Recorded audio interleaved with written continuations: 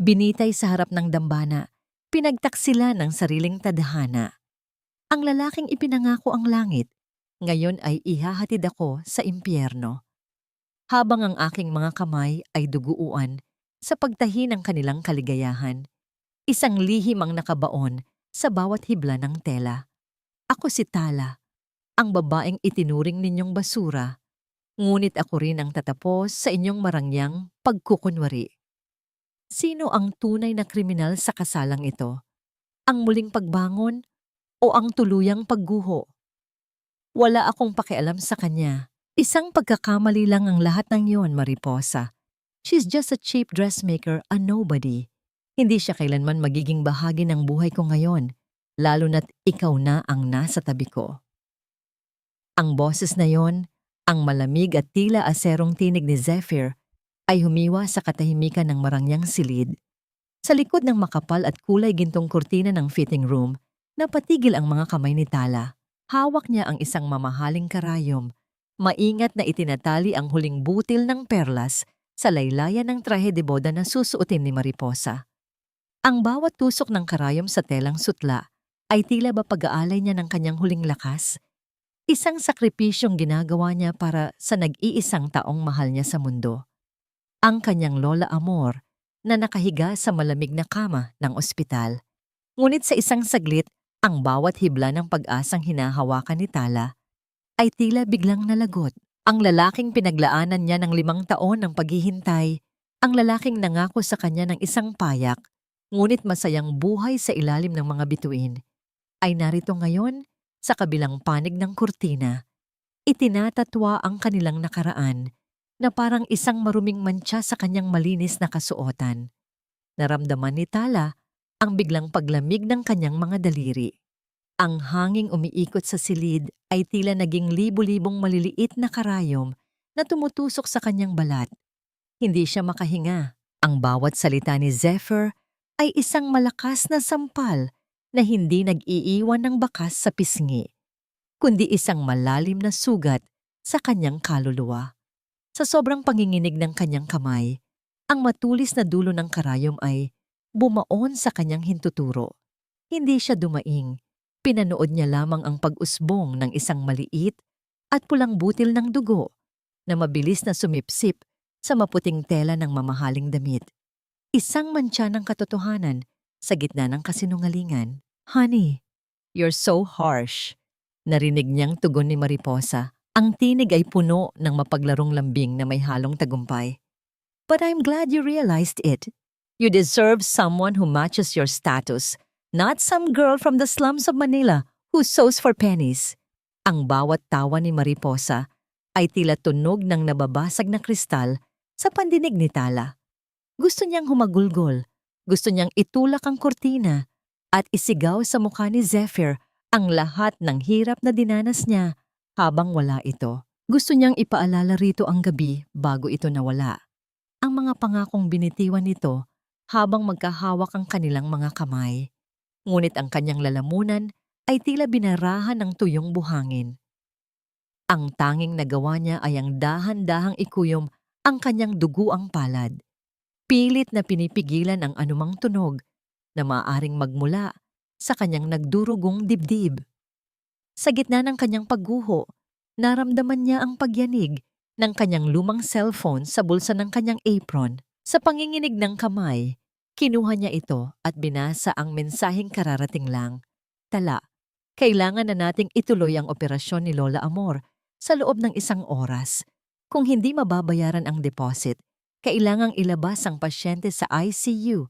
Hinihintay namin ang abiso mo." Ito ang ikalawang dagok, ang mas masakit na latay ng tadhana. Ang perang pambayad sa ospital ay manggagaling sa huling bayad ni Mariposa para sa pagtatapos ng damit na ito. Ang mismong damit na suot-suot ng babaeng umagaw sa kanyang kaligayahan, ang damit na binabayaran ng lalaking itinuturing na siyang walang halaga. Napatitig si Tala sa kisame ng silid. Ang kanyang mga mata ay naniningkit sa pagpipigil ng luha. Isang malupit na biro ang lahat.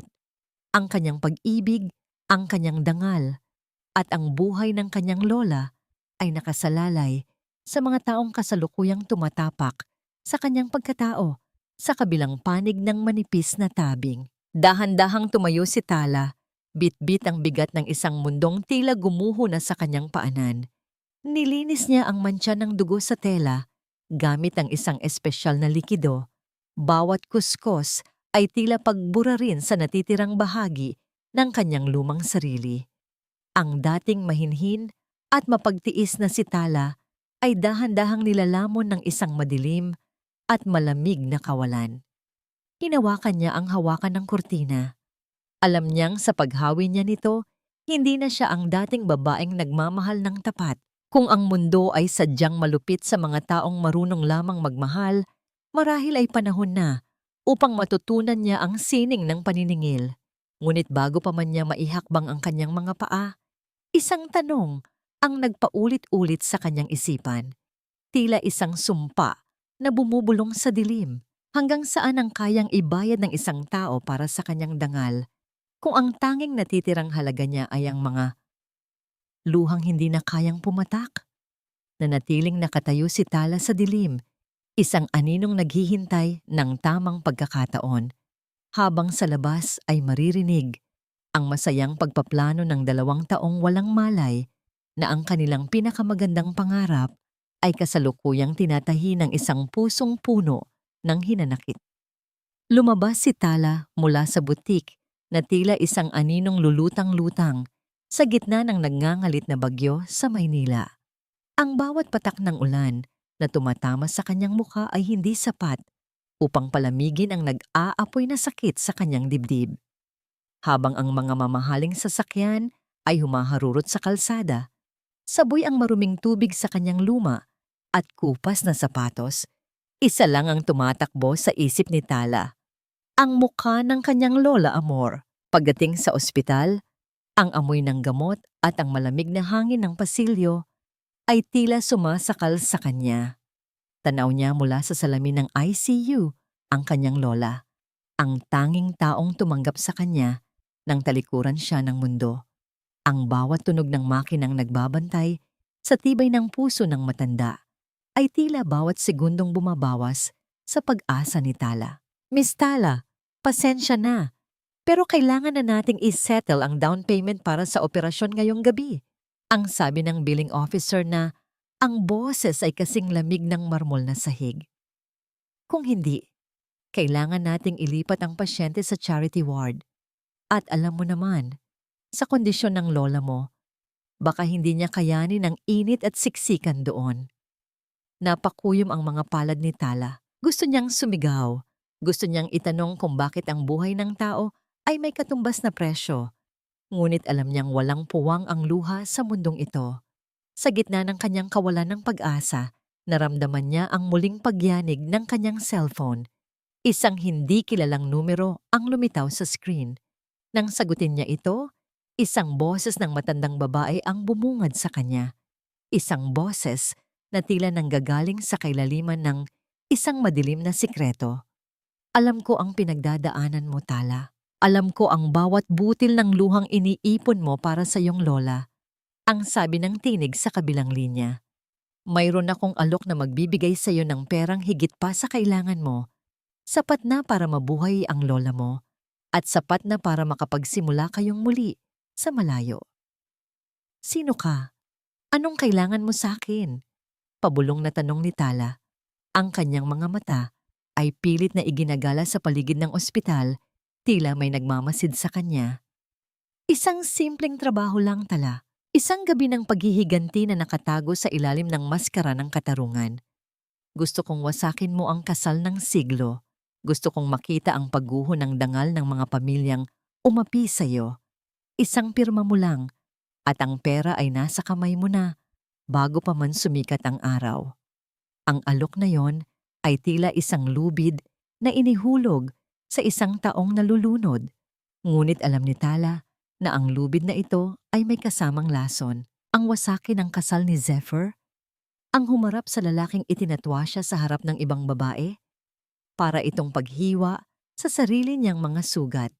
Ngunit nang lumingon siya muli sa kanyang lola, na hirap huminga, ang lahat ng alinlangan ay naglaho. Gagawin ko. Ang matigas na sagot ni Tala. Sabihin mo sa akin kung saan tayo magkikita.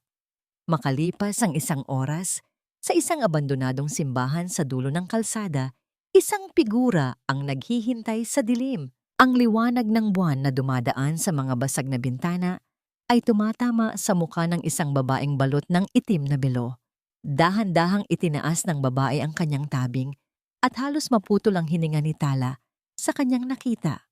Tia Sol, ang nauutal na sambit ni Tala. Ang babaeng nasa harap niya ay ang dating mayordoma sa mansyon ng mga pamilya ni na Zephyr at Mariposa. Ang taong biglang naglaho 5 taon na ang nakalilipas, kasabay ng pagkakaaksidente ni Zephyr. Sa mga mata ni Tia Sol, hindi lamang pera ang nakita ni Tala, kundi ang isang naglalagablab na galit na tila matagal nang kinikimkim. Hindi lang ito tungkol sa pera, Tala. Ang sabi ni Tia Sol habang iniabot ang isang makapal na sobre at isang dokumentong tila kontrata ng dyablo. Ito ay tungkol sa katotohanang ibinaon nila sa ilalim ng lupa. Ang akala mo ba ay aksidente lang ang nangyari kay Zephyr? Ang akala mo ba ay kusa kanyang kinalimutan? Nanigas ang buong katawan ni Tala. Ang bawat salita ni Tia Sol ay tila isang kidlat na gumuhit sa madilim niyang kaisipan. May higit pa palang nakatago sa likod ng mga masasakit na salitang narinig niya sa butiking kanina. Ang sobrang hawak niya ay hindi lamang pambili ng buhay ng kanyang lola, kundi ito rin ang susi sa isang pintuang maaaring magpabago sa tadhana nilang lahat. Hinawakan ni Tala ang panulat. Ang kanyang kamay ay hindi na nanginginig. Sa bawat titik ng kanyang pangalan na isinusulat niya sa papel, tila ba idinidikdik niya ang kanyang sarili sa isang landas na wala nang balikan. Magsisimula na tayo, Tia Sol, ang sabi ni Tala. Ang kanyang boses ay wala nang bakas ng takot. Sabihin mo sa akin ang lahat. Sabihin mo sa akin kung paano nila tayo niloko. Sa labas, ang ulan ay tila naging isang malakas na dilubyo. Tila ba nakikiramay sa isang pusong pormal nang sumuko sa kadiliman upang isalba ang tanging liwanag na natitira sa kanyang buhay. Sa loob ng abandonadong simbahan, ang hangin ay tila lalong bumigat habang nagsisimulang magsalita si Tia Sol.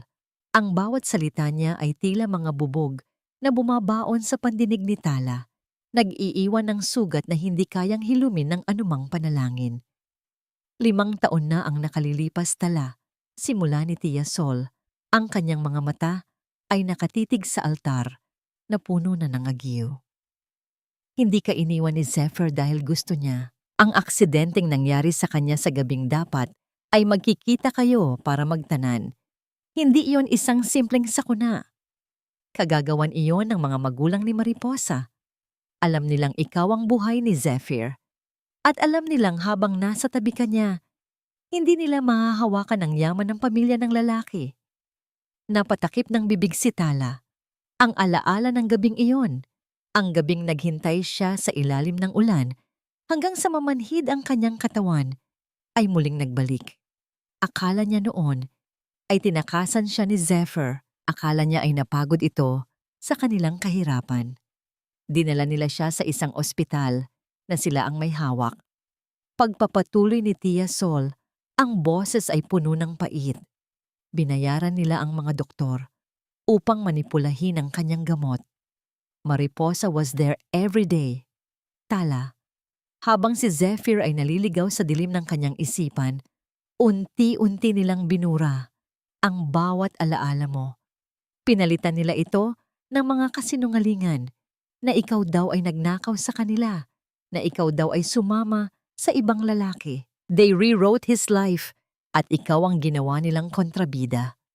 Ang bawat hininga ni Tala ay tila isang pakikipaglaban. Ang galit na kanina ay apoy lamang sa kanyang dibdib ay naging isang dambuhalang sunog.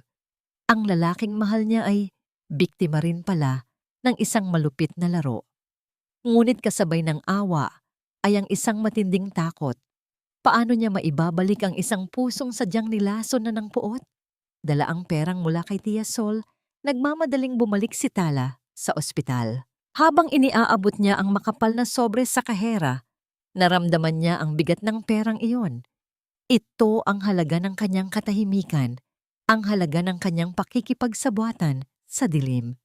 Matapos mabayaran ang operasyon, dahan-dahang lumapit si Tala sa salamin ng ICU. Idinikit niya ang kanyang palad sa malamig na bubog. Tila gustong maabot ang kamay ng kanyang Lola Amor. "Lola, mabubuhay ka na." Bulong niya sa gitna ng kanyang mga hikbi. "Patawarin mo ako kung naging masama ako. Patawarin mo ako kung ipinagpalit ko ang aking kaluluwa para sa pagkakataong ito."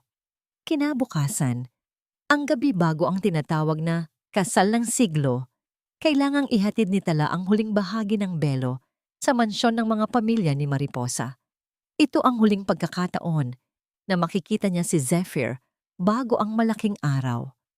Habang naglalakad siya sa mahabang pasilyo ng mansyon, nakita niya si Zephyr na nakatayo sa balkonahe, mag-isang nakatitig sa kalawakan. Ang kanyang anyo ay puno ng kapangyarihan, ngunit sa mga mata ni Tala, nakikita niya ang batang lalaking nakilala niya noon sa gilid ng riles ng tren.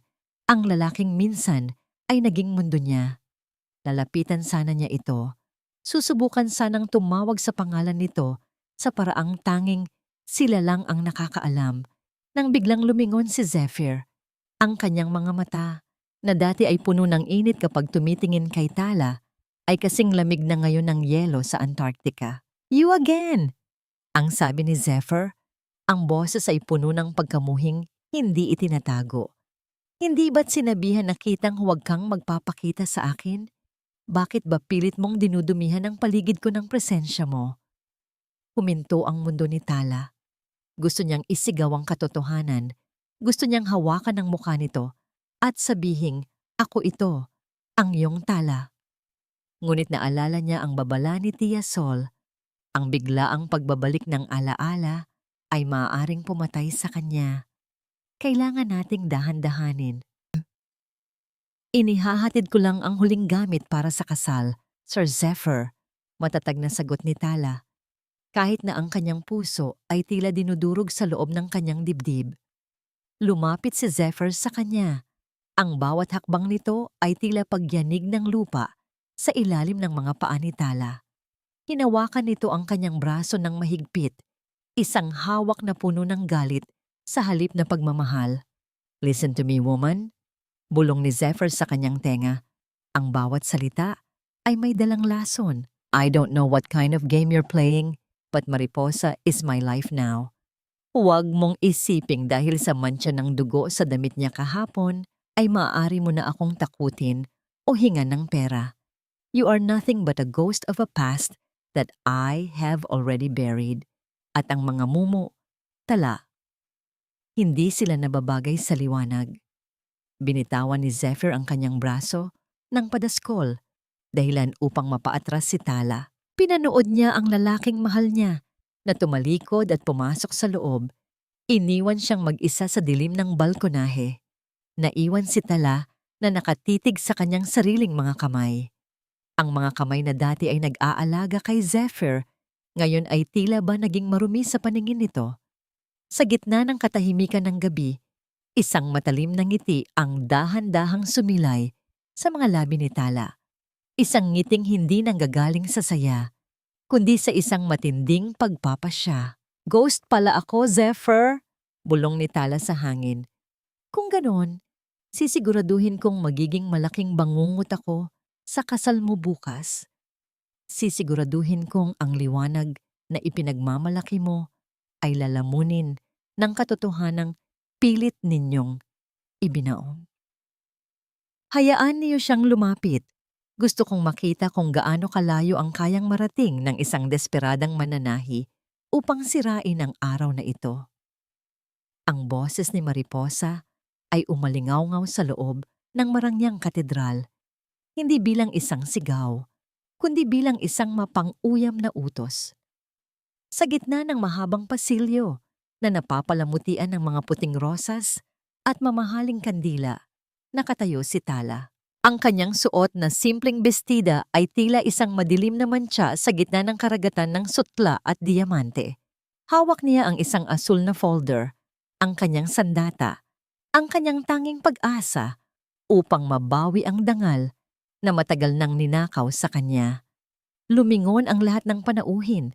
Ang mga bulong ay tila mga bubuyog na naghahanap ng madadapuan. Sa dulo ng altar, nakatayo si Zephyr, kasing tikas ng isang hari, ngunit ang kanyang mga mata ay naglalagablab sa galit nang makita si Tala. Tala, umalis ka na habang may natitira ka pang hiya. Ang mariing sabi ni Zephyr, ang kanyang panga ay nanginginig sa matinding pagtitimpi.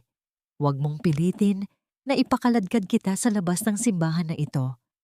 Hindi ako aalis, Zephyr, hanggang hindi nyo nalalaman kung anong klaseng babae ang papakasalan mo. Ang sigaw ni Tala. Ang kanyang boses ay nanginginig ngunit puno ng determinasyon. Binuksan niya ang folder at itinaas ang mga dokumento.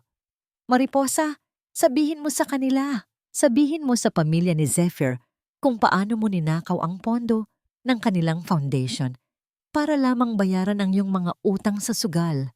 Sabihin mo sa kanila kung paano mo nilinlang ang lahat. Sandaling tumahimik ang buong katedral. Ang tanging maririnig ay ang mabilis na paghinga ni Tala at ang malakas na pintig ng kanyang sariling puso. Inasahan niya ang takot sa mga mata ni Mariposa. Inasahan niya ang pagkabigla. Ngunit ang nakita niya ay isang dahan-dahang pagkurba ng mga labi ng babae, isang ngiting kasing talim ng labaha. 4.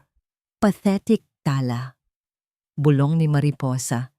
Sapat na upang marinig ng lahat sa pamamagitan ng mikroponong suot niya. Akala mo ba ay hindi ko alam ang bawat hakbang mo? Akala mo ba ay ikaw lang ang may hawak ng katotohanan? Biglang bumukas ang malalaking screen sa loob ng simbahan.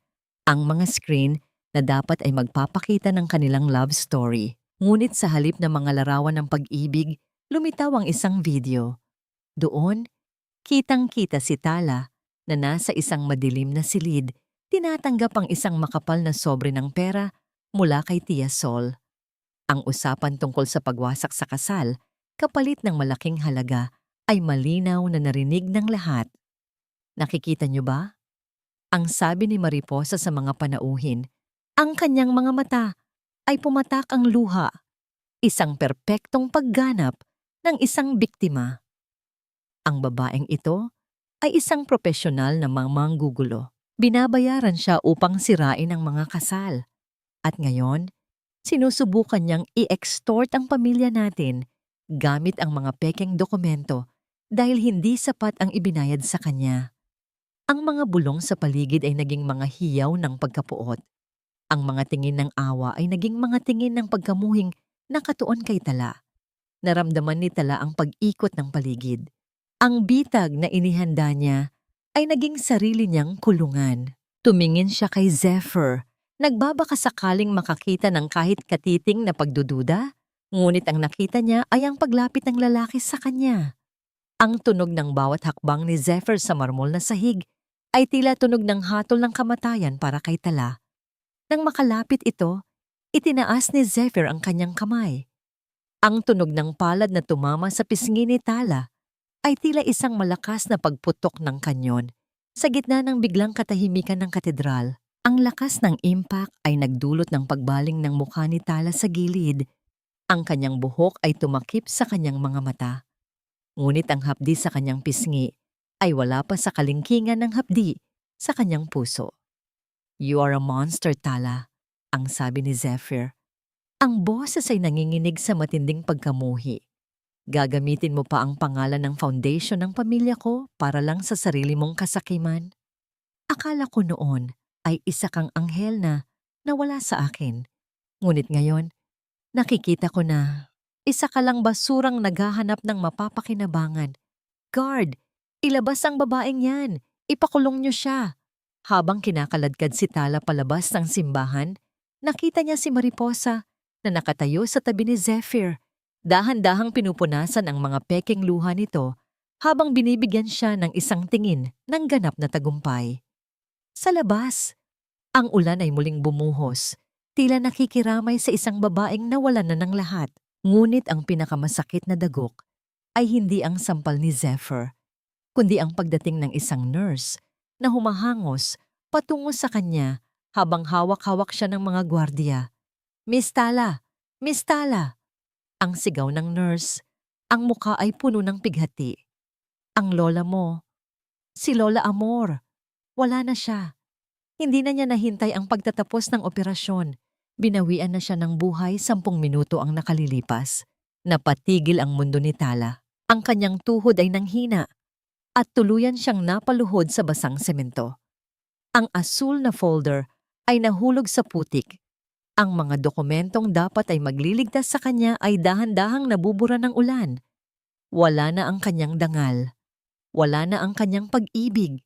At ngayon, wala na rin ang tanging dahilan kung bakit niya piniling lumaban sa gitna ng malakas na buhos ng ulan at ang masayang tugtog ng kasal na muling nagsimula sa loob ng simbahan.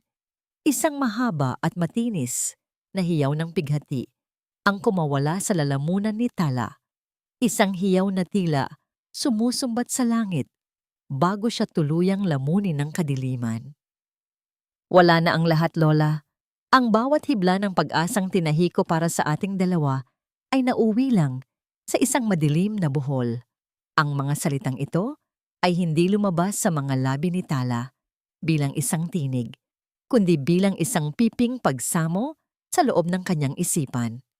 Habang nakaupo sa loob ng malamig at madilim na sasakyan ng pulisya, naramdaman niya ang magaspang na bakal ng posas na humihigpit sa kanyang mga pulso. Ang tunog ng ulan na humahampas sa bubong ng sasakyan ay tila ba isang malungkot na palakpak para sa kanyang pagkabigo.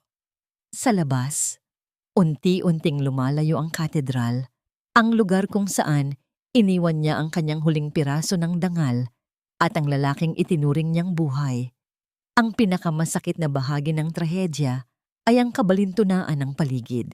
Habang ang kanyang mundo ay gumuho sa isang iglap, naririnig pa rin niya mula sa malayo ang malakas na kampana ng simbahan, nagbubunyi para sa isang bagong pagsasama na itinayo sa ibabaw ng kanyang mga luha. Ang bawat tunog ng kampana ay tila isang kutsilyo na humihiwa sa kanyang puso. Ipinapaalala sa kanya na ang kasamaan ay kasalukuyang nagdiriwang habang ang kabutihan ay nakabaon sa putik. Sana ay hindi na lang ako naniwala. Sana ay hindi na lang ako sumugal, bulong ni Tala, habang ang kanyang muka ay nakadikit sa malamig na salamin ng bintana. Ang kanyang mga mata ay tuyo na, hindi dahil wala na siyang luha, kundi dahil ang apoy ng pighati ay tila tinupok na ang lahat ng tubig sa kanyang katawan. Pinayagan siya ng mga pulis na dumaan muna sa morgue ng ospital bago siya tuluyang dalhin sa presinto. Isang maliit na pabor dahil sa pakikiusap ng nurse na nakasaksi sa kanyang paghisterya. Pagpasok niya sa silid na kasing lamig ng kamatayan, ang amoy ng formalin at kawalan ng pag-asa ay tila sumalubong sa kanya. Doon, sa ilalim ng isang puting kumot na puno ng mantsa ng kahirapan, nakahiga ang kanyang Lola Amor. Dahan-dahang itinaas ni Tala ang kumot. Ang mukha ng kanyang lola ay payapa. Tila natutulog lamang, ngunit ang bawat kulubot sa balat nito ay nagpapaalala kay Tala ng mga dekada ng pagsasakripisyo para sa kanya. Ito ang babaeng nagturo sa kanya kung paano humawak ng karayom, kung paano maging matatag sa gitna ng gutom, at kung paano magmahal nang walang hinihintay na kapalit. Kinuha ni Tala ang malamig na kamay ng kanyang lola. Sa huling pagkakataon, dahan-dahan niya itong inilapit sa kanyang noo, isang pagmamano na puno ng pagsisisi at pangungulila. "Lola, patawad." Ang tanging nasabi niya bago muling bumagsak ang kanyang mga balikat. "Ang perang nakuha ko para iligtas ka ay naging mantsa sa aking pangalan. At sa huli, hindi rin pala ito sapat upang manatili ka sa tabi ko." Naramdaman niya ang isang kamay na humawak sa kanyang balikat. Isang pulis ang nag-udyok sa kanya na kailangan na nilang umalis. Sa sandaling iyon, Parang may kung anong bagay na nabasag sa loob ni Tala. Ang huling hibla ng kanyang pagiging tao, ang huling bahagi ng kanyang pagtitimpi ay tuluyang naglaho. Habang inilalabas siya sa ospital, nakita niya sa isang TV screen sa lobby ang balita. Ang kasal ng siglo ay natuloy. Kitang-kita ang nakangiting mukha ni na Zephyr at Mariposa habang naglalakad palabas ng simbahan, masaya at tila walang anumang nangyari. Ang kanilang kaligayahan ay tila isang malupit na insulto sa bangkay na kakaiwan lang niya sa morgue. Bakit? Ang tanong ni Tala sa kawalan habang isinasara ang pinto ng selda sa presinto. Ang tunog ng bakal na naglalapat ay umalingaw-ngaw sa buong pasilyo, isang tunog na nagtatapos sa kanyang kalayaan. Bakit ang mga nagnanakaw ng buhay ay siyang biniyayaan ng langit at ang mga nag-aalay ng buhay ay siyang itinutapon sa dilim? Naupo siya sa malamig na semento. Ang kanyang mga kamay ay nakayakap sa kanyang sariling tuhod. Sa gitna ng katahimikan ng selda, naramdaman niya ang isang matigas na bagay sa loob ng kanyang bulsa. Isang maliit na spool ng asul na sinulid, ang huling gamit na itinago niya mula sa kanyang syurda. Hinyaon niya ang kanyang mga daliri na haplusin ang sinulid. Sa bawat ikot nito, isang bagong determinasyon ang dahan-dahang nabubuo sa kanyang isipan. Kung ang mundo ay ayaw magbigay ng katarungan sa pamamagitan ng luha, marahil ay kailangan niyang hanapin ito sa pamamagitan ng paniningil. Ang gabi ay lumalim at sa loob ng selda, ang dating mahinhin na si Tala ay tuluyan ng pumanaw kasabay ng kanyang lola. Ang natitira na lamang ay isang babaeng. Ang tanging layunin ay ang makitang muling magdugo ang mga pusong nagpaiyak sa kanya. Isang taon ng pagkabulok sa pagitan ng mga pader na hindi nakakarinig ng sigaw at mga pusong kasing tigas ng bakal na rehas. Ang boses ni Tala sa kanyang isipan ay wala ng bakas ng pagiging mahinhin. Ang bawat araw na lumipas sa loob ng kulungan ay tila isang kiskisis ng liha sa kanyang pagkatao. Tinatanggal ang kalawang ng pagiging biktima at iniiwan ang talim ng isang babaeng handang sumugat. Sa loob ng surda ng bilangguan, kung saan ang amoy ng luma at maamag na tela ay humahalo sa amoy ng tuyong isda mula sa kusina, nakaupo si Tala sa harap ng isang kinakalawang na makinang panahi. Ang bawat pag-ikot ng gulong ng makina ay tila ba isang tibok ng pusong puno ng puot. Ngunit hindi na siya umiiyak. Ang mga luha ni Tala ay natuyo-uyo na kasabay ng mga bulaklak sa puntod ng kanyang lola na hindi man lang niya nadalaw. Sa halip na pighati, ang kanyang mga daliri ay naging mabilis at tumpak. Habang ang ibang mga bilanggo ay nagrereklamo sa init, si Tala ay tahimik na bumubuo ng isang obra, isang puting bandana na puno ng mga burda. Ngunit ang mga burdang iyon ay hindi lamang disenyo. Ang bawat kurba ng sinulid ay isang lihim na code. Ang mga pattern ng tahi na natutunan niya mula sa mga ilegal na transaksyon sa dating hurda ni Mariposa ay muli niyang binubuhay sa telang ito. Ito ang kanyang talaarawan ng katarungan, isang mapa ng mga kasalanan na tanging siya lamang ang nakakaalam kung paano babasahin. Marta, may bisita ka. Napatigil ang paa ni Tala sa pedal ng makina. Marta na ang tawag sa kanya ng lahat dito. Isang bagong pangalan para sa isang bagong pagkatao. Dahan-dahan siyang tumayo. Inayos ang kanyang kupas na unipormeng kulay kahel at sumunod sa gwardya. Ang tunog ng mga susi na tumatama sa bawat isa ay tila ba isang babala sa kanyang pandinig. Sa kabilang panig ng makapal na salamin sa silid ng bisita, isang lalaking nakasuot ng mamahaling Amerikana ang naghihintay. Hindi ito si Zephyr, hindi rin ito si Tia Sol. Isa itong lalaking may matatalas na mata at isang nangiting tila ba nakakaunawa sa lahat. Ako si Attorney Valderrama. Simula ng lalaki. Ang boses ay kalmado at propesyonal sa pamamagitan ng telepono. Ipinadala ako ng isang kaibigan na naniniwalang hindi ka nararapat sa lugar na ito. Mayroon kaming balita, Marta. Ang kasong isinampal laban sa'yo ay unti-unti nang nagkakaroon ng lamat. Isang bagong saksi ang lumitaw mula sa nakaraan. Naramdaman ni Tala ang pagbilis ng kanyang pulso, ngunit nanatili siyang kalmado. Bakit niyo ito ginagawa? Wala na akong pera. Wala na akong anumang maibabayad. Hindi pera ang kailangan namin. Tugon ng abogado habang may inilalabas na isang maliit na kahon mula sa kanyang bag. Ang kailangan namin ay ang iyong mga kamay at ang iyong mga mata. Mariposa is expanding her empire, Marta. She is hosting a grand gala next month at kailangan niya ng pinakamagaling na thresher at embroiderer sa buong bansa upang maisalba ang kanyang bumabagsak na reputasyon. Inilapit ng abogado ang kahon sa salamin. Sa loob nito ay isang gintong thimble, isang gamit na pagmamay-ari ni Tala bago siya ikulong. Ang kaibigan mo ay gustong ipaalala sa iyo na ang katarungan ay hindi lamang nakukuha sa loob ng korte. Pagpapatuloy ng abogado. Minsan, ito ay nakukuha sa pamamagitan ng pagpasok sa mismong kuta ng kaaway. Nang mabalik si Tala sa kanyang selda, naupo siya sa gilid ng kanyang katre.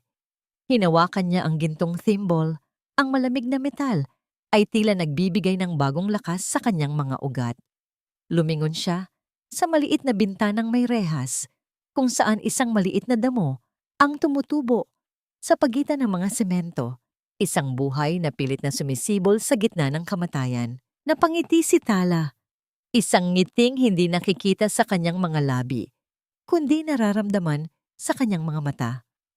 Marta na ako ngayon, bulong niya sa dilim. At si Marta ay hindi marunong magpatawad. Si Marta ay marunong lamang maningil. Biglang bumukas ang pinto ng selda at inilapag ng isang gwardiya ang isang balot na regalo. May nag-iwan nito para sa'yo. Sabi ng abogado, buksan mo raw kapag mag-isa ka na. Dahan-dahang binuksan ni Tala ang balot. Sa loob nito ay isang lumang dyaryo. Sa harapan ng dyaryo ay ang larawan ni Mariposa at Zephyr na nagdiriwang ng kanilang unang anibersaryo. Ngunit ang nakakuha ng atensyon ni Tala ay ang maliit na sulat sa gilid ng larawan. Isang sulat kamay na kilalang kilala niya. Ang bawat tahi ay may katumbas na buhay. Maghanda ka, dahil malapit na ang iyong paglaya. Sino ang sumulat nito? At anong kapalit ng kalayaang inaalok sa kanya? Tila isang estranghero sa sariling balat si Tala, habang nakatayo sa harap ng dambuhalang salamin sa loob ng isang marangyang hotel room sa Makati.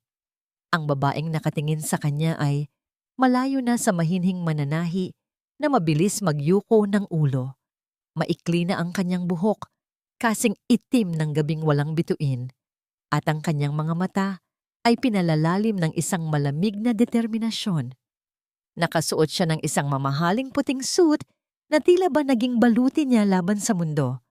Wala na si Tala. Ang narito na ay si Marta, ang tanging treasure na may kakayahang magsalba sa nabubulok na dangal ng Mariposa Fashion House.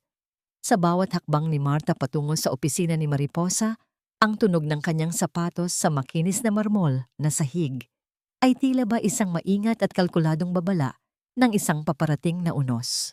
Ang bawat sulok ng gusaling ito ay nagpapaalala sa kanya ng pait ng nakaraan, ngunit sa halip na manghina, ang bawat alaala ay tila nagiging gasolina sa apoy ng kanyang paghihiganti. Madam, ang bagong embroiderer na kinuha natin ay narito na. Ang sabi ng isang sekretarya habang binubuksan ang pinto ng opisina. Si Mariposa, na nooy po'y abala sa pagsigaw sa kanyang mga tauhan dahil sa palpak na disenyo para sa darating na gala, ay dahan-dahang lumingon. Ang kanyang mukha ay bakas ang pagod at frustration, ngunit nang makita niya si Marta, isang kakaibang katahimikan ang namayani sa silid. Hindi niya nakilala ang mukhang nasa harap niya, ngunit may kung anong bagay sa presensya ng babaeng ito ang nagdulot sa kanya ng hindi maipaliwanag na kaba. "So you're the famous Marta," ang sabi ni Mariposa habang tinitingnan si Marta mula ulo hanggang paa.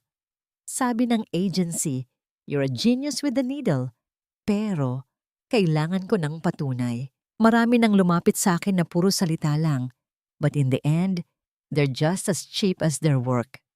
Isang matalim na ngiti ang sumilay sa mga labi ni Marta. "I don't talk about my work, madam. I let my stitches speak for the lives they represent. You are losing your clients because your dresses lack soul. I can give them back their life."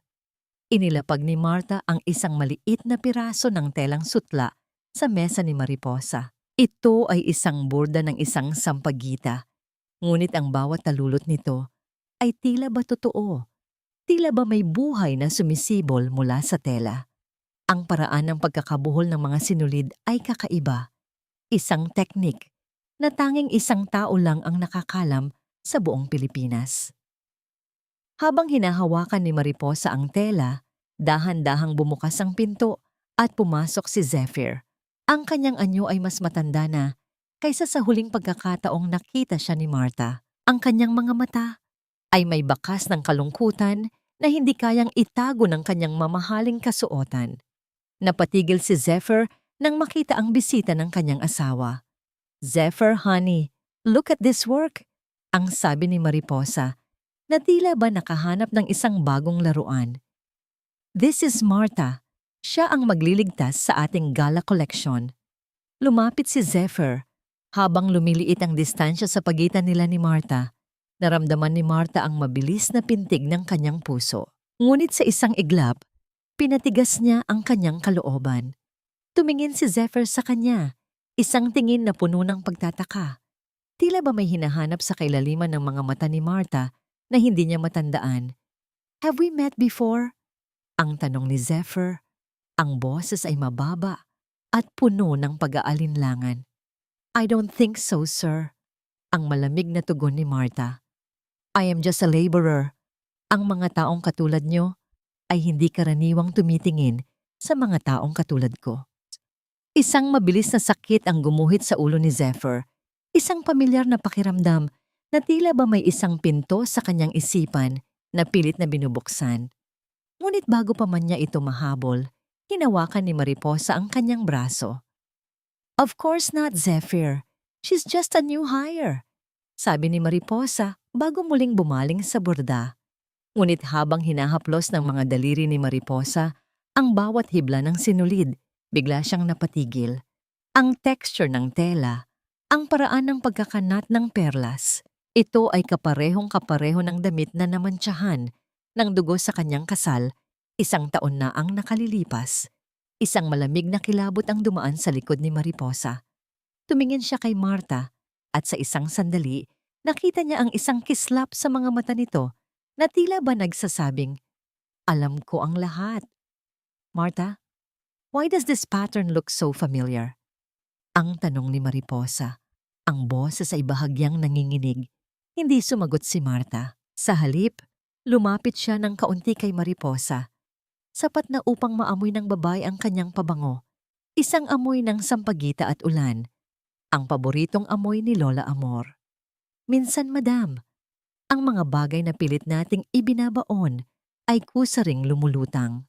Bulong ni Marta sa isang boses na kasing talim ng kanyang karayom. At kapag lumitaw na sila, wala nang makapagtatago sa katotohanan. Naiwang nakatayo si Mariposa na tila ba nakakita ng multo sa gitna ng tirik na araw. Habang si Zephyr naman ay nanatiling nakatitig sa likod ni Marta, habang papalabas ito, dama ang isang hindi maipaliwanag na pangungulila na tila ba ang kanyang kaluluwa ay kasalukuyang sumisigaw ng isang pangalang hindi niya kayang bigkasin. "Ang mga kamay mo, tila ba nakita ko na ang mga ito sa aking mga panaginip, ngunit ang iyong mga mata ay puno ng galit na hindi ko maunawaan." Ang boses ni Zephyr ay gumaralgal, isang mahinang bulong na halos malunod sa tunog ng malakas na ulan na humahampas sa salamin ng workshop. Gabi na, at sa gitna ng malawak na silid na puno ng mga telang sutla, at mga manikin. Tanging ang lampara sa mesa ni Martha ang nagbibigay ng liwanag. Nakatayo si Zephyr sa pintuan. Ang kanyang anyo ay tila isang lalaking naliligaw sa sarili niyang bahay. Ang kanyang barong ay bahagyang bukas sa itaas at ang kanyang mga mata ay bakas, ang matinding sakit ng ulo na kanina pa siya pinahihirapan. Hindi lumingon si Martha. Ipinagpatuloy niya ang pagtusok ng karayom sa pulang tela. Ang bawat galaw ng kanyang kamay ay tumpak at walang alinlangan. Ang mga panaginip ay madalas na mapaglaro, Sir Zephyr, ang malamig niyang tugon. Minsan, ang ating isipan ay lumilikha ng mga imahe upang punan ng mga puwang na pilit nating kinalimutan. Huwag ninyong bigyang pansin ang isang katulad ko. Dahan-dahang lumapit si Zephyr. Ang bawat hakbang niya sa sahig na gawa sa hardwood ay tila ba isang mabigat na pintig sa dibdib ni Martha. Huminto ang lalaki sa mismong tabi ng kanyang mesa. Ang amoy ni Zephyr, isang halo-halong bango ng mamahaling pabango at ang pamilyar na amoy ng sandalwood, ay dumana sa pandinig at damdamin ni Martha. Tila ba hinihila siya nito pabalik sa mga gabing magkayakap sila sa ilalim ng buwan. Bakit tuwing malapit ako sa iyo, tila ba may isang malakas na ingay sa aking ulo? Ang tanong ni Zephyr, ang kanyang kamay ay dahan-dahang napahawak sa kanyang sentido. Ang bawat tahimo, ang paraan ng paghawak mo ng tela. It feels so familiar. Mayroon bang bahagi ng buhay ko na kinuha mo, Martha? Isang mapait na ngiti ang sumilay sa mga labi ni Martha, ngunit hindi niya ito ipinakita. Marahil ay hindi ako ang kumuha, sir. Marahil ay ang mga taong nakapaligid sa inyo ang nagtago ng katarungan sa inyong mga mata. Ako ay isa lamang salamin ng mga bagay na ayaw ninyong makita. Sa isang pagkakataon, habang sinusubukan ni Martha na ipasok ang sinulid sa napakaliit na butas ng karayom, ang kanyang mga kamay ay bahagyang nanginig. Isang matinding kaba ang biglang sumakop sa kanyang katawan. Nang makita ito ni Zephyr, hindi na siya nag-isip pa. Inabot niya ang kamay ni Martha upang tulungan ito.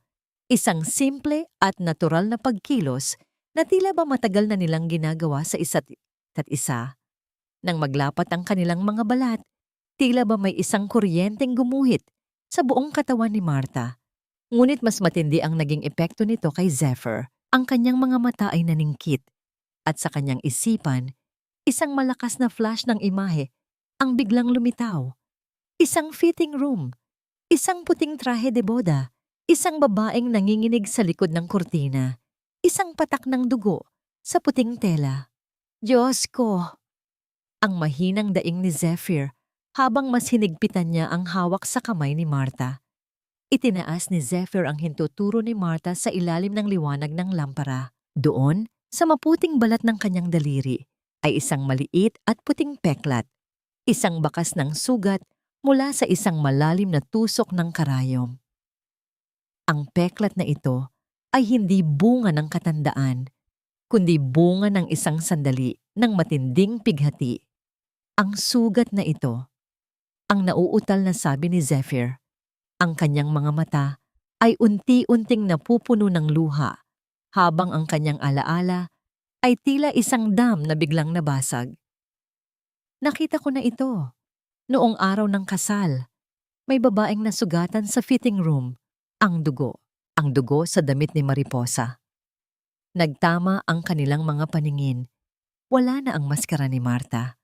Sa kailaliman ng kanyang mga mata, nakita ni Zephyr ang bawat taon ng paghihintay, ang bawat pait ng pagtataksil, at ang bawat luhang inubos ni Tala sa dilim. Tala? Ang tanong ni Zephyr. Ang boses ay puno ng takot, pag-asa, at isang malalim na pagsisisi na tila ba ngayon lamang siya nagising mula sa isang napakahabang bangungot. Binitawan ni Martha ang kanyang kamay nang padaskol at tumayo. Ang kanyang dibdib ay mabilis na tumataas at bumababa sa tindi ng emosyon. Martha ang pangalan ko, Sir Zephyr. Ang mariing sabi niya habang pinipigilan ang kanyang mga luha. Si Tala ay matagal na ninyong pinatay sa harap ng altar. Huwag ninyong tawagin ang isang pangalang wala na sa mundong ito. Mabilis na lumakad si Marta palabas ng workshop. Iniwan ang isang lalaking kasalukuyang nakaluhod sa sahig. Hawak ang kanyang ulo habang ang bawat piraso ng katotohanan ay tila ba mga punyal na bumabaon sa kanyang isipan. Ang ulan sa labas ay tila lalong lumakas, tila ba sumisigaw kasabay ng pagguho ng mga kasinungalingang binuo ni Mariposa sa loob ng 5 taon. Uminom ka na, Zephyr. Alam mong ito lang ang makakapagpatanggal ng sakit ng ulo mo. Don't stress yourself too much about that woman, honey. She's just a dressmaker. Ang boses ni Mariposa ay kasing tamis ng pulot. Ngunit para kay Marta na nakatayo sa likod ng bahagyang nakabukas na pinto ng library, ang bawat salita ng babae ay tila ba malapot na lason. Hawak ni Marta ang isang kahon ng mga telang sutla na kailangan niyang ihatid, ngunit ang kanyang mga paa ay tila ipinako sa sahig nang makita ang ginagawa ni Mariposa. Maingat na inihahalo ng babae ang isang maputing pulbos sa baso ng tubig ni Zephyr, isang pulbos na hindi nakasulat sa anumang reseta ng doktor.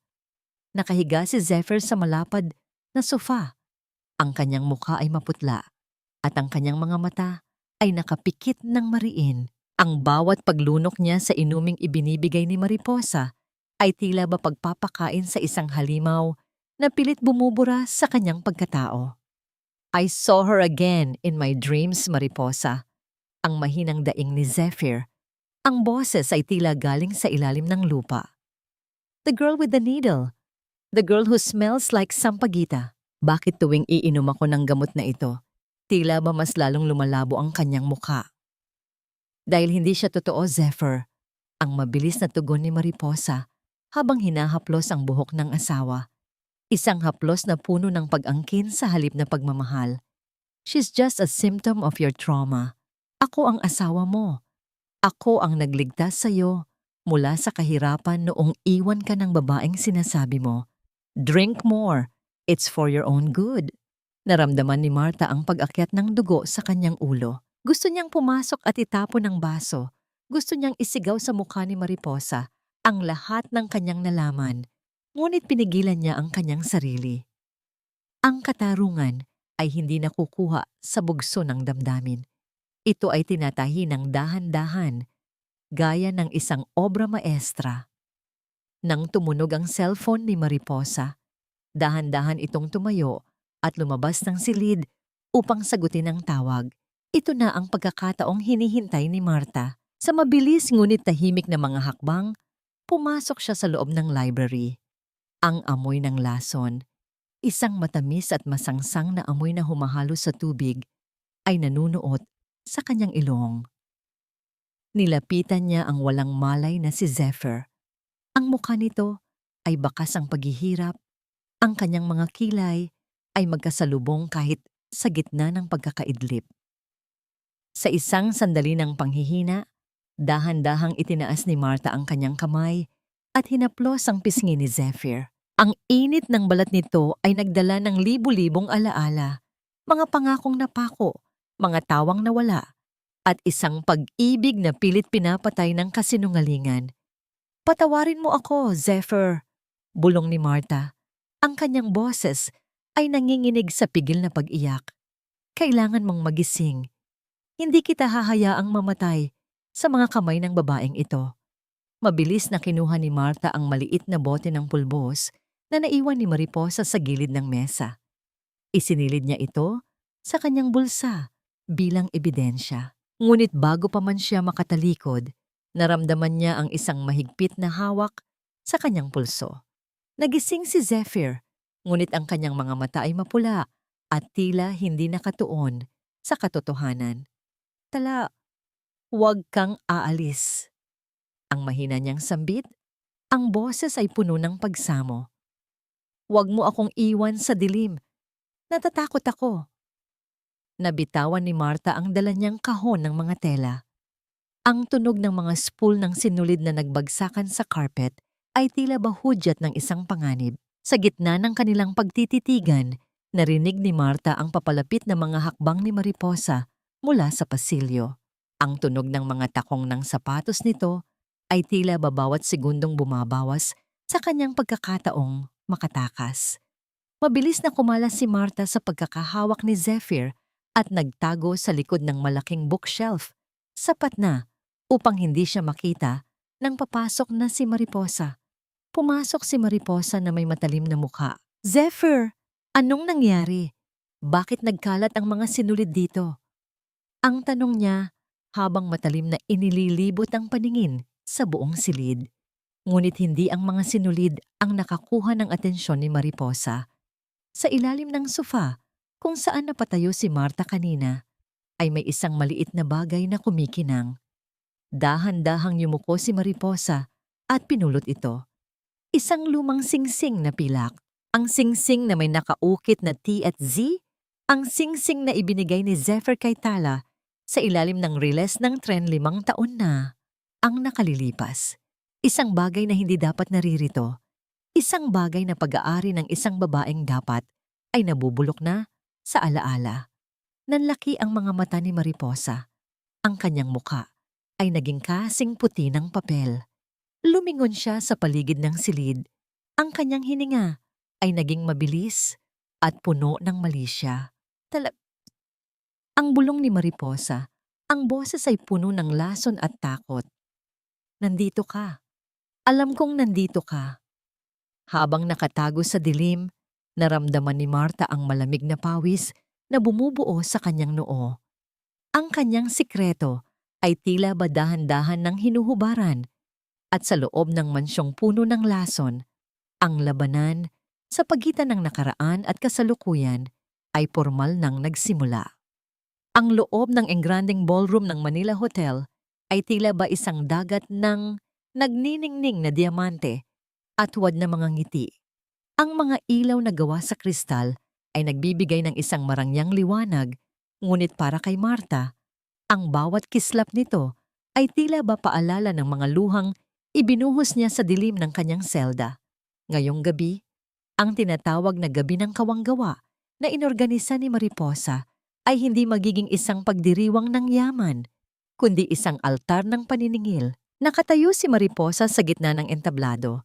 Suot ang isang kulay gintong gown na tila ba nagnanakaw ng atensyon ng lahat. Ang kanyang boses, na puno ng pagkukunwari, ay umalingaw-ngaw sa buong silid sa pamamagitan ng mga speaker. "Tonight, we celebrate not just fashion, but the power of rebirth," ang masayang deklara ni Mariposa. "And to show our new collection, I want to introduce the woman behind the needle, Marta. She has captured the soul of our brand." Dahan-dahang bumukas ang mga tabing at lumabas si Marta. Sa halip na ang karaniwang mga gown na inaasahan ng lahat, ang mga modelo ay nagsimulang maglakad sa runway na suot ang mga damit na gawa sa puting katsa, isang telang karaniwang ginagamit sa mga sako ng harina, ngunit puno ng mga burdang itim. Natahimik ang buong ballroom. Ang mga panauhin ay nagsimulang magbulungan. Habang papalapit ang mga modelo sa harap, nakita ng lahat ang detalye ng mga burda. Hindi ito mga bulaklak. Ang mga ito ay mga larawan ng isang ospital, isang lumang resibo ng gamot, isang mukha ng matandang babaeng naghihingalo, at ang mga kamay na may hawak na makapal na sobre ng pera. "What is the meaning of this?" Ang pabulong na sigaw ni Mariposa kay Marta sa gilid ng entablado. Ang kanyang mukha ay namumula sa tindi ng hiya at galit. "I told you to make gowns, not this trash." Hindi natinag si Marta. Lumakad siya patungo sa gitna ng entablado at kinuha ang mikropono. Ang kanyang boses ay kalmado, ngunit bawat salita ay tila ba isang hampas ng latigo sa katahimikan. Ang sining ay hindi lamang tungkol sa ganda, kundi tungkol sa katotohanan. Ang panimula ni Marta, ang kanyang mga mata, ay diretsong nakatitig kay Zephyr na nasa harapan. Ang koleksyong ito ay pinamagatang ang halaga ng isang buhay. Bawat tahi rito ay naglalahad ng kwento ng isang matandang babaeng pinabayaan sa ICU dahil ang kanyang pondo ay pinigilan ng isang taong nagnanais ng kapangyarihan. Bawat sinulid ay nagpapatunay kung paano binayaran ng isang doktor upang lasunin ang isipan ng isang lalaking walang malay. Sa malaking screen sa likod ni Marta, biglang lumitaw ang mga larawan ng bote ng pulbos na kinuha niya mula sa library ni Mariposa. Kasunod ang isang recorded na video ni Tia Sol na naglalahad ng lahat ng katotohanan mula sa aksidente ni Zephyr hanggang sa pagmamanipula sa kanyang mga gamot. Magsinungaling ka na sa lahat, Mariposa, pero huwag sa mga telang hinahawakan ko, ang sabi ni Marta. Ang kanyang tinig ay tila ba nagmumula sa kailaliman ng lupa dahil ang bawat hibla ng tela ay naging saksi sa iyong kasamaan. Biglang bumukas ang malalaking pinto ng ballroom. Ang tunog ng mga sapatos ng mga pulis na mabilis na naglalakad sa marmol na sahig ay bumasag sa katahimikan.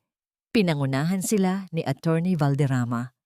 Mariposa Santillan Villarreal, ang mariing sabi ng isang opisyal ng pulisya habang inilalabas ang isang dokumento. Mayroon kaming warrant of arrest laban sa iyo para sa mga kasong bribery, falsification of public documents at indirect homicide kaugnay ng pagkamatay ni Amor Ramos. Kailangan mong sumama sa amin sa presinto. Nabitawan ni Mariposa ang kanyang wine glass. Ang tunog ng nababasag na kristal ay tila ba hudyat ng tuluyang pagguho ng kanyang mundo. Tumingin siya kay Zephyr, naghahanap ng saklolo, ngunit ang nakita niya ay isang lalaking dahan-dahang tumatayo. Ang mga mata ay puno ng isang matalim at malinaw na pagkilala. Tala. Ang mahinang tawag ni Zephyr, ang kanyang boses ay nanginginig, habang ang luha ay dahan-dahang pumapatak sa kanyang mga pisngi. Ang lahat ng lason sa kanyang isipan ay tila ba biglang nawala. Pinalitan ng isang masakit ngunit totoong alaala. Habang pinupusasan ng mga pulis si Mariposa sa gitna ng maraming tao, nanatiling nakatayo si Marta sa entablado. Hindi siya ngumingiti. Hindi rin siya umiiyak. Pinanood niya ang babaeng kumuha ng lahat sa kanya na dahan-dahang kinaladkad palabas, habang ang mga panauhin ay abala sa pagkuha ng mga larawan ng kanyang pagbagsak. Ngunit sa gitna ng kaguluhan, isang bagay ang hindi inaasahan ni Marta. Habang inilalabas si Mariposa, lumingon ang babae at nagbitiw ng isang huling salita na nagdulot ng isang malamig na kilabot sa buong katawan ni Marta. Akala mo ba tapos na ang lahat, Tala? Ang mapang-uyam na bulong ni Mariposa bago siya tuluyang maisakay sa sasakyan ng pulis. Ang katotohanang hinahanap mo, baka mas masakit pa kaysa sa kasinungalingang kinalakihan mo. Naiwang nakatayo si Marta, ang kanyang kamay ay mahigpit na nakahawak sa laylayan ng kanyang puting suit. Sa gitna ng kanyang tagumpay, isang bagong panganib ang tila ba nagsisimulang sumibol mula sa mga labi ng kanyang kaaway. Tala, patawarin mo ako. Hindi sapat ang salitang patawad para punan ang 5 taon na ninakaw sa ating dalawa, ngunit pagsisikapan kong ibalik ang bawat segundong nawala. Ang tinig ni Zephyr ay tila isang marahang agos ng tubig na sumusubok na hugasan ang makapal na dumi ng nakaraan. Nakatayo siya sa gitna ng tila abandonadong workshop ni Tala, ang lugar kung saan nagsimula ang lahat. Ang liwanag ng papalubog na araw ay tumatagos sa mga bintana, nagbibigay ng kulay rosas na anino sa mga telang nakasabit. Ngunit para kay Tala, ang bawat sinag ng araw ay tila nagpapakita lamang ng mga alikabok ng sakit na matagal na niyang iniipon. Dahan-dahang lumingon si Tala. Wala na ang puting suit ni Marta. Suot niya ang isang simpleng bestidang kulay asul, ang paboritong kulay ng kanyang lola. Ang kanyang mga mata ay hindi na naglalagablab sa galit, kundi puno na lamang ng isang malalim na pagkapagod. Ang pagpapatawad, Zephyr, ay hindi parang paglilipat ng pahina sa isang libro. Ang mahinang tugon ni Tala habang hinahaplos ang kanyang lumang makinang panahi. Ilang gabi akong nagdasal na sana ay maalala mo ako. Ilang gabi akong sumigaw sa dilim habang ang mga rehas ang tanging nakikinig sa akin. Ang bawat sugat na idinulot ni Mariposa ay may kasamang bakas ng iyong mukha. Lumapit si Zephyr, ngunit huminto siya sa layong sapat upang hindi mabulabog ang katahimikan ni Tala. Ang kanyang mga kamay ay nakakuyom sa gilid, pilit na pinipigilan ang pagnanais na yakapin ang babaeng nasa harap niya. Alam ko, at iyon ang habambuhay kong dadalhin na parusa. Ang makitang nasasaktan ka habang ako ay namumuhay sa isang kasinungalingan. Pero ngayong gising na ako tala, hindi na ako papayag na muli tayong paghiwalayin ng kahit na sino. Paano ang bukas, Zephyr? Ang tanong ni Tala. Ang boses ay nanginginig. Paano tayo magsisimulang muli kung ang bawat sulok ng lungsod na ito ay nagpapaalala sa akin ng pagkamatay ni Lola Amor? Paano ko titingnan ang iyong mukha nang hindi naiisip ang sampal na ibinigay mo sa akin sa harap ng dambana? Hindi sumagot si Zephyr. Sa halip, dahan-dahan siyang lumuhod sa sahig, sa harap mismo ng makinang panahini ni Tala. Ang kanyang pagluhod ay hindi isang pagganap, kundi isang ganap na pagsuko ng kanyang dangal para sa isang pagkakataong muling mahalin ang babaeng tunay niyang buhay. Hindi kita pipiliting kalimutan ang lahat, Tala, bulong ni Zephyr habang nakayuko. Gugugugulin ko ang natitirang bahagi ng buhay ko upang patunayan na ang lalaking nagmahal sa'yo sa gilid ng riles ng tren ay narito pa rin. Hahayaan kitang maghilom sa sarili mong bilis. Kahit gaano pa katagal, maghihintay ako. Naramdaman ni Tala ang paglambot ng kanyang puso. Ang pagluhod ni Zephyr ay tila isang huling tahi na nagdurugtong sa kanyang pira-pirasong pagkatao. Dahan-dahan siyang lumapit at hinawakan ang balikat ng lalaki. Ang init ng kanilang ugnayan ay nagdala ng isang matinding bugso ng emosyon, isang luhang hindi nanggagaling sa puot, kundi sa simula ng pagtanggap. Kinabukasan, pumunta si Tala sa sementeryo. Sa harap ng puntod ni Lola Amor, inilagay niya ang isang kumpol ng mga sariwang sampagita. Ang amoy ng mga bulaklak ay humalo sa sariwang hangin ng umaga. Wala na ang amoy ng ospital. Wala na ang amoy ng lason. Lola, tapos na, bulong ni Tala habang hinahaplos ang malamig na marmol ng puntod. Nakuha na natin ang katarungan. Ang perang nakuha ko mula sa mga ari-arian ni Mariposa ay gagamitin ko na para sa foundation na ipinangalan ko sa iyo. Wala nang magiging katulad natin na kailangang magbenta ng kaluluwa para lamang mabuhay. Habang nakatayo sa ilalim ng malaking puno ng akasya, naramdaman ni Tala ang isang presensya sa kanyang likuran. Hindi na niya kailangang lumingon upang malaman kung sino ito. Ang pamilyar na yabag ng mga paa at ang tahimik na paghinga ay sapat na. Handa ka na bang umuwi? Ang tanong ni Zephyr.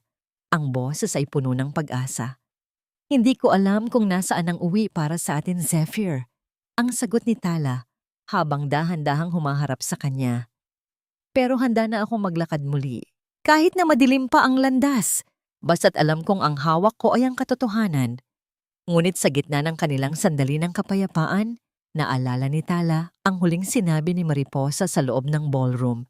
Isang lihim pa ba ang nakatago? Isang katotohanang may kinalaman sa kanyang tunay na magulang?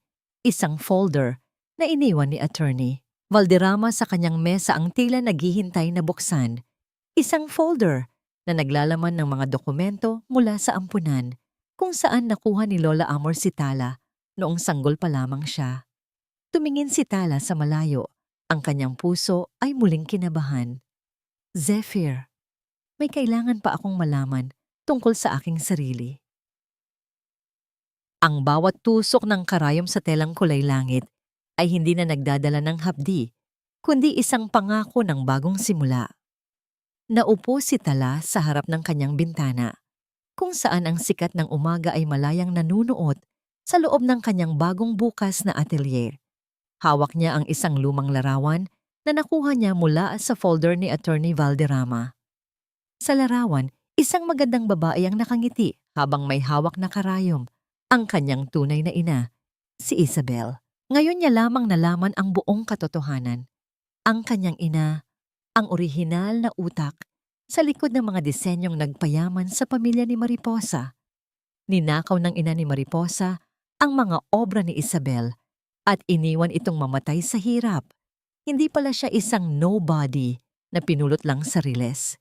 Siya ang tunay na tagapagmana ng isang sining na matagal nang dinumihan ng kasakiman. Ang katarungan ay hindi lamang natatapos sa pagkakakulong ni Mariposa. Ito ay nagpapatuloy sa pagbawi ni Tala sa kanyang tunay na pagkatao. Dahan-dahang kinuha ni Tala ang isang mahabang tela ng sutla na kulay asul, ang kulay ng langit, matapos ang isang malakas na bagyo. Ito ang telang gagamitin niya para sa sarili niyang damit. Hindi ito puti, dahil ang puti ay nagpapaalala sa kanya ng mga luhang pumatak sa katedral. Ang asul ay simbolo ng kanyang pagbangon, ng kanyang pag-asa at ng kanyang malinis na konsensya. Narinig niya ang marahang pagpihit ng kandado ng pinto. Hindi na siya kinabahan. Alam niya ang bawat bigat ng hakbang na paparating. Pumasok si Zephyr. Hindi suot ang kanyang mamahaling Amerikana, kundi isang simpleng t-shirt at maong. May dala siyang isang maliit na pot ng halaman, isang malalagong sampagita. "I brought this for your workshop," sabi ni Zephyr. Ang boses ay puno ng pag-aalaga. "Para lagi mong maamoy ang alaala ni Lola Amor habang nagtatrabaho ka." Inilapag ni Zephyr ang halaman sa tabi ng makina ni Tala. Lumapit siya sa babae at tiningnan ang telang asul na kasalukuyang tinatahi nito. "Napakaganda, Tala. It matches the color of your eyes whenever you look at the future." Sinisimulan ko ng habiin ang bukas, Zephyr. Tugon ni Tala habang hindi pinuputol ang kanyang pagtatahi. Pero sa pagkakataong ito, hindi ko nahahayaang may ibang humawak ng gunting para sa buhay ko. Ako na ang magdedesisyon kung saan ang putol at kung saan ang dugtong. Umupo si Zephyr sa isang maliit na silya sa tapat ni Tala. Kumuha siya ng isang karayom at sinubukang gayahin ang ginagawa ng babae. "I want to learn, Tala. Gusto kong matutunan kung paano magdugtong ng mga bagay na nasira. I want to be your apprentice, hindi lang sa pananahi, kundi sa pagbuo ng isang pamilyang hindi na muling mababasag ng mga lihim." Napangiti si Tala, isang tunay at dalisay na ngiti na umabot hanggang sa kanyang mga mata. "Mahirap matuto nito, Zephyr.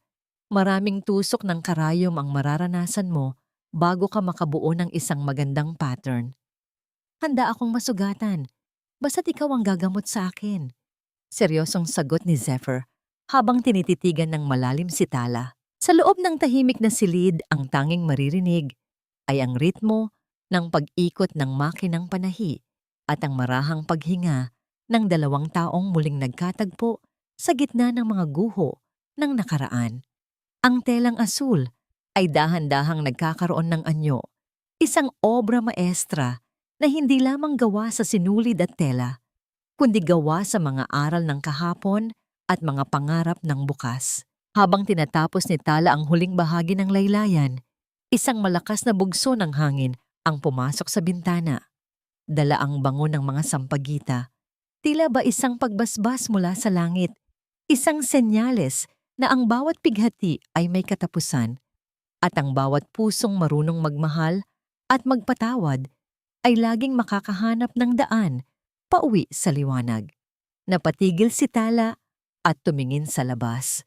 Sa malawak na langit ng Maynila, ang mga bituin ay hindi pa nakikita dahil sa liwanag ng araw. Ngunit alam niyang naroon lang sila, naghihintay na muling kuminang. "Handa na ako, Zephyr," bulong ni Tala habang hinahawakan ang kamay ng lalaki. "Handa na akong isuot ang sarili kong kaligayahan." Lumipas ang 2 taon na tila ba isang mahinhin na agos ng ilog. Dahan-dahang tinatangay ang mga labi ng pait at iniiwan ang matabang lupa para sa mga bagong alaala. Ang gusaling dating pag-aari ng pamilya ni Mariposa ay isa na ngayong masayang tahanan, ang Lola Amor Foundation. Sa halip ng mga sigaw ng pag-uutos, ang maririnig dito ay ang tawanan ng mga lolo at lolang inaaruga. At ang ritmo ng mga makinang panahi ng mga kababaihang binibigyan ng bagong pagkakataon sa buhay. Nakatayo si Tala sa balkonahe ng foundation, pinagmamasdan ng unti-unting paglubog ng araw na nagbibigay ng kulay kahel na liwanag sa buong paligid. Ang hangin ay amoy sampagita, isang bango na hindi na nagdadala ng luha, kundi ng isang mainit na yakap mula sa nakaraan. Nabalitaan niya kamakailan na si Mariposa ay nananatiling nakapiit sa likod ng mga rehas, malayo sa karangyaang dati nitong ipinagmamalaki. Ngunit sa puso ni Tala, wala na ang nagbabagang galit. Ang pagpapatawad ay hindi nangangahulugang kinalimutan niya ang lahat. Ito ay nangangahulugang pinili niyang putulin ang kadena ng puot na nagtatali sa kanya sa kanyang kaaway. Napagtanto niya na ang katarungan ay hindi lamang ang pagpaparusa sa masama, kundi ang pagpapanatili ng kabutihan sa gitna ng mundong mapanakit. Dahan-dahang lumapit si Zephyr sa kanya, may dalang isang baso ng mainit na tsaa. Ang kanyang mukha ay mas payapa na ngayon, malayo sa balisang anyo ng lalaking nawalan ng alaala. Ipinatong ni Zephyr ang kanyang kamay sa balikat ni Tala, isang haplos na puno ng katiyakan at pangako. "Everything looks so peaceful now, isn't it?" Ang mahinang sabi ni Zephyr. "Sometimes, I still can't believe we made it through that storm. Dahil pinili nating lumaban sa pamamagitan ng katotohanan, Zephyr." Tugon ni Tala habang sumasandal sa balikat ng asawa. "Nahanap ko na ang aking binhin. Hindi na ako natatakot na muling humawak ng karayom dahil alam kong bawat tahi ko ngayon ay puno na ng pag-ibig at hindi na ng pighati." Tinignan ni Tala ang kanyang mga kamay. Ang mga peklat mula sa mga tusok ng karayom ay naroon pa rin, ngunit tinatanggap na niya ang mga ito bilang bahagi ng kanyang kasaysayan, mga medalya ng isang babaeng hindi sumuko sa hamon ng tadhana. Sa kanyang huling pagmuni-muni, naisip ni Tala ang pinakamahalagang aral na natutunan niya sa mahabang paglalakbay na ito. Ang hanfuk ay hindi kailanman nanggagaling sa mga dambuhalang kasinungalingan, kahit gaano pa ito kakinang. Ngunit ang sutatu, ang pagpapatawad na nagmumula sa kailaliman ng kaluluwa, ay may kapangyarihang magpatubo ng pinakamagagandang bulaklak sa ibabaw ng mga pira-pirasong buhay. Ang buhay ay parang isang malaking piraso ng tela. Minsan, tayo ay nagkakamali ng tahi. Minsan ay nabubuhol ang sinulid at minsan ay nasusugatan tayo sa talim ng karayom. Ngunit hanggat mayroon tayong lakas na muling magsimula at itama ang bawat pagkakamali, makakabuo tayo ng isang obrang hindi lamang maganda sa paningin, kundi matibay sa anumang pagsubok ng panahon. Habang dahan-dahang nilalamon ng dilim ang kalangitan at unti-unting lumilitaw ang mga unang bituin, alam ni Tala na ang kanyang pangalan ay hindi na lamang isang simbolo ng pangungulila sa riles ng tren. Siya na ngayon ang Tala na nagbibigay ng liwanag sa sarili niyang mundo, kasama ang lalaking pinili siyang mahalin sa kabila ng lahat ng pilat ng kahapon. Ang kwento ng kanyang buhay ay hindi na isang trahedya ng isang mananahi, kundi isang awit ng tagumpay ng isang pusong natutong maghilom at muling maniwala sa himala ng bukas ang pareke. At doon, sa gitna ng katahimikan at liwanag ng isang bagong umaga, ganap nang nagtatapos ang paglalakbay ni Tala. Isang patunay na ang bawat madilim na gabi ay may nakatagong bituin ng pag-asa na maghahatid sa atin sa dulo. Sa inyong lahat na sumabay sa bawat patak ng luha, sa bawat bugso ng galit, at sa bawat pintig ng puso ni Tala, mula sa simula hanggang sa huling hibla ng kwentong ito, isang tapat na pasasalamat mula sa kaibuturan ng aking damdamin. Ang makasama kayo sa paghabi ng mga salitang ito ay isang malaking karangalan para sa akin bilang inyong manunulat. Hindi naging madali ang pagbuo sa mundong ito. Sa katunayan, may mga gabi na nanginginig ang aking mga kamay habang isinusulat ang mga bahaging pinakamasakit, tulad ng sandali nang mamaalam si Lola Amor habang si Tala ay nasa likod ng mga rehas, o ang hapdi ng isang sampal sa harap ng dambana na tila ba bumasag sa lahat ng ating paniniwala sa katarungan. Ang bawat emosyong inyong naramdaman ay dumaan muna sa aking sariling puso at marami ring luha ang pumatak sa aking mga papel bago ito nakarating sa inyong mga pandinig. Ang kwentong ito ay hango sa mga totoong karanasan ng mga taong nakilala ko, mga mananahi ng buhay na sa kabila ng paulit-ulit na pagtusok ng karayom ng tadhana ay hindi kailanman bumitaw sa sinulid ng kanilang dangal. Nais ko sanang iwan sa inyo ang mensahe na ang pag-ibig ay hindi lamang tungkol sa kilig, kundi tungkol sa katapangan na harapin ang katotohanan at ang himala ng pagpapatawad. Tulad ng isang maliit na buto na ibinaon sa ilalim ng lupa, kailangan nating dumaan sa dilim at bigat upang muling sumibol bilang isang matatag na puno. Ngunit bago tayo tuluyang magpaalam sa mga karakter ni Natala at Zephyr, may isang tanong na nais kong iwanan sa inyong mga puso. Kung kayo ang nasa kalagayan ni Tala, kakayanin niyo rin bang magpatawad sa taong nagnakaw ng 5 taon ng inyong buhay? O sapat na ba ang makita silang nagdurusa sa likod ng rehas upang masabi nating tayo ay ganap ng malaya? Sana ay nagustuhan ninyo ang ating munting obra. Kung ang kwentong ito ay nakapagpahilom o nakapagbigay ng kahit kaunting liwanag sa inyong araw, huwag ninyong kalimutang i-like ang video na ito at i-share ito sa inyong mga mahal sa buhay. Iwanan ang inyong mga saloobin at sagot sa aming comment section. Binabasa namin ang bawat isa sa inyo dahil kayo ang nagbibigay ng buhay sa aming mga salita. Huwag ding kalimutang mag-subscribe para sa susunod nating mga kwentong magbibigay inspirasyon at magpapatibay sa ating pananampalataya sa kabutihan ng tao. Hanggang sa muli nating pagkikita sa susunod na pahina ng ating buhay. Maraming salamat at pagpalain tayong lahat ng may kapal.